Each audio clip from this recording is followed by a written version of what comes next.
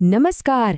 ટકાવારી આ શબ્દ સાંભળતા જ ઘણાને ગણિતના અઘરા દાખલા યાદ આવી જાય છે, ખરું ને? પણ હવે ચિંતા કરવાની બિલકુલ જરૂર નથી. આજે આપણે આ ટકાવારીના કોયડાને એટલી સરળ રીતે ઉકેલીશું કે આંકડાઓ સાથે દોસ્તી થઈ જશે. ચાલો શરૂ કરીએ. પરીક્ષાનું રિઝલ્ટ આવવાનું હોય અને પેલી જે ધકધક થાય છે ને, મનમાં બસ એક જ સવાલ ઘૂમતો હોય: કેટલા ટકા આવશે? વેલ, આ સવાલ આપણા બધા માટે જાણીતો છે.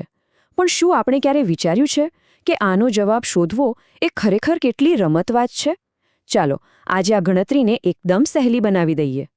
કોઈ પણ દાખલો ગણતા પહેલા સૌથી જરૂરી છે એ સમજવું કે આ ટકા શબ્દ છે શું. જેમ કે કોઈ પણ મજબૂત ઇમારત માટે એનો પાયો મજબૂત હોવો જોઈએ, બસ એ જ રીતે ગણિતને સમજવા માટે એના મૂળભૂત અર્થને સમજવો બહુ જરૂરી છે.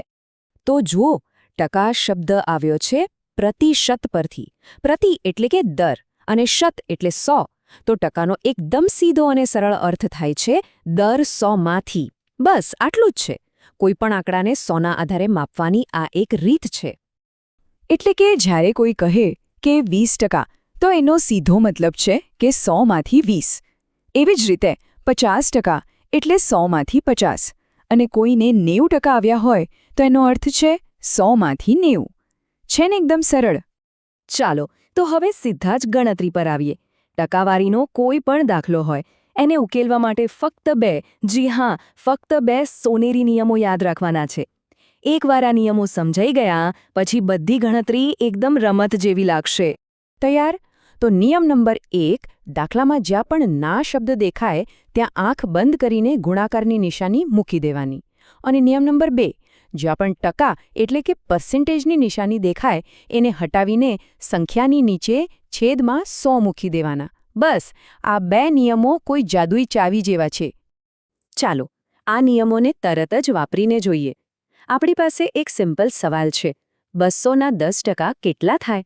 યાદ છે ને આપણા 2 નિયમો? ના એટલે ગુણાકાર અને ટકાવારી એટલે ભાગ્યા 100. તો જુઓ, આપણે લખીશું 200, નાની જગ્યાએ ગુણાકાર અને 10%ની જગ્યાએ 10/100. હવે સૌથી મજાની વાત, 100ના 2 શૂન્ય અને 200ના 2 શૂન્ય ઉડી ગયા તો વધ્યા 20. જોયું? જવાબ આવી ગયો એકદમ ફટાફટ. ઓકે, તો હવે પાછા ફરીએ એ જ મુદ્દા પર જ્યાંથી આખી વાત શરૂ કરી હતી: પરીક્ષાના માર્ક્સ. હવે આપણે જે કંઈ શીખ્યા છીએ એનો ઉપયોગ કરીને રિઝલ્ટની ચિંતાને હંમેશ માટે દૂર કરી દઈએ. ચાલો એક ઉદાહરણ લઈએ. માની લો કે પરીક્ષાના કુલ ગુણ છે 700 અને તેમાંથી મળ્યા છે 630. તો ટકા શોધવાનું સૂત્ર બહુ જ સીધું છે. જેટલા માર્ક્સ મળ્યા છે તેને કુલ માર્ક્સ વડે ભાગી નાખવાના અને જે જવાબ આવે એને 100 વડે ગુણી નાખવાના. તો 630 ભાગ્યા 700 અને એને 100 વડે ગુણાકાર કરીએ તો જવાબ આવશે 90%. આનો મતલબ એ થયો કે 700માંથી 630 માર્ક્સ એટલે પૂરા 90%. હવેથી તો રિઝલ્ટ આવે ત્યારે કેલ્ક્યુલેટરની પણ જરૂર નહીં પડે. અત્યાર સુધી તો બધું બરાબર હતું. શૂન્ય સરળતાથી ઉડી જતા હતા. પણ જો એવું ન હોય તો? ચાલો હવે એવા આંકડા જોઈએ જેમાં ગણતરી થોડી જુદી રીતે કરવી પડે. પણ ગભરાવાની જરૂર નથી, એ પણ એટલું જ સહેલું છે. આપણી સામે રકમ છે 250ના 15%. આપણા નિયમ પ્રમાણે 250 ગુણ્યા 15 ભાગ્યા 100. હવે 250 ગુણ્યા 15 કરીશું તો આપણને મળશે 3750. તો હવે આપણી પાસે છે 3750 ભાગ્યા 100. અને અહીં આવે છે એક જબરજસ્ત શોર્ટકટ. જ્યારે પણ કોઈ સંખ્યાને 100 વડે ભાગવાની હોય ત્યારે લાંબો ભાગાકાર કરવાની કોઈ જરૂર નથી. બસ એ સંખ્યામાં જમણી બાજુથી 2 આંકડા ગણીને એક પોઈન્ટ મૂકી દો તો 3750 બની જશે 37.50. બસ આટલું જ કરવાનું છે. ચાલો હવે એક દાખલો જાતે ગણવાનો પ્રયત્ન કરીએ. સવાલ છે 432ના 36% કેટલા થાય? આપણે જે નિયમો અને ટ્રિક શીખ્યા એને યાદ કરીને જવાબ શોધવાની કોશિશ કરી શકાય. જરૂર લાગે તો અહીં થોડો વિરામ પણ લઈ શકાય છે. હવે એક બહુ જ મહત્વની વાત: ટકા અને પર્સેન્ટાઇલ. આ 2 શબ્દોમાં મોટાભાગના લોકો ગૂંચવાઈ જાય છે. બંને એકસરખા લાગે છે પણ હકીકતમાં બંનેનો અર્થ આસમાન જમીન જેટલો અલગ છે. ચાલો આ ગેરસમજને આજે દૂર જ કરી દઈએ.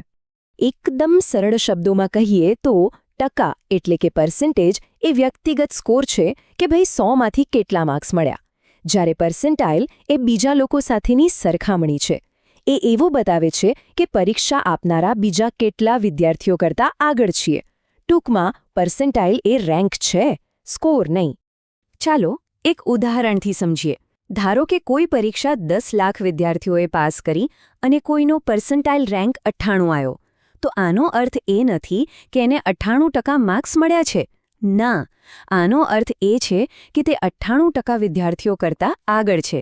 એટલે કે 10 લાખમાંથી 9,80,000 વિદ્યાર્થીઓને પાછળ છોડી દીધા છે અને એનો અંદાજિત રેન્ક 20,000ની આસપાસ છે. તો આજે આપણે ટકાવારીની આખી દુનિયાની સફર કરી. ચાલો એકદમ ફટાફટ એ મુખ્ય મુદ્દાઓ પર નજર કરી લઈએ જે આપણે હંમેશા યાદ રાખવાના છે. તો યાદ રાખવા જેવી 4 મુખ્ય વાતો. પહેલું, ટકા એટલે દર 100માંથી. બીજું, આપણા 2 જાદુઈ નિયમો. ના એટલે ગુણાકાર અને ટકા એટલે 100 વડે ભાગાકાર. ત્રીજું, ટકા એ આપણો પર્સનલ સ્કોર છે, જ્યારે પર્સન્ટાઇલ એ બીજાની સરખામણીમાં આપણો રેન્ક છે. અને ચોથું, 100 વડે ભાગવા માટે પોઈન્ટ ખસેડવાની શોર્ટકટ ટ્રીક હંમેશા યાદ રાખવી. અંતમાં એક વાત યાદ રાખવી ખૂબ જરૂરી છે કે ગણિત માત્ર આંકડાની રમત નથી, પરંતુ આપણી આસપાસની દુનિયાને સમજવાની એક ભાષા છે. આજે આપણે ટકાવારીની આ ભાષા શીખી. હવે સવાલ એ છે કે આ નવી સમજનો ઉપયોગ બીજે ક્યાં ક્યાં થઈ શકે? શોપિંગમાં ડિસ્કાઉન્ટ ગણવા માટે? કે પછી દેશના બજેટના આંકડા સમજવા માટે? શક્યતાઓ અનંત છે. આ માહિતી જાણવા બદલ આભાર.